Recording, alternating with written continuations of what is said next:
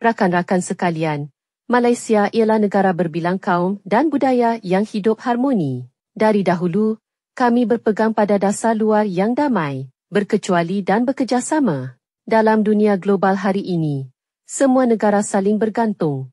Hanya melalui kerjasama, kita mampu menghadapi cabaran bersama. Kejayaan Malaysia berpunca daripada semangat saling menghormati dan menerima kepelbagaian.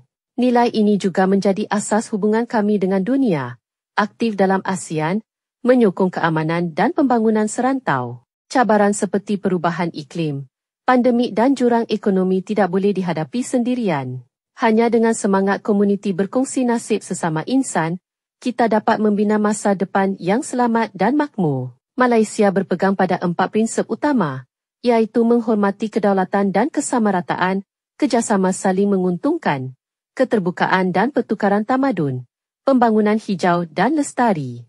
Mari kita berganding bahu demi keamanan, pembangunan, kerjasama dan manfaat bersama untuk dunia yang lebih baik bagi seluruh umat manusia.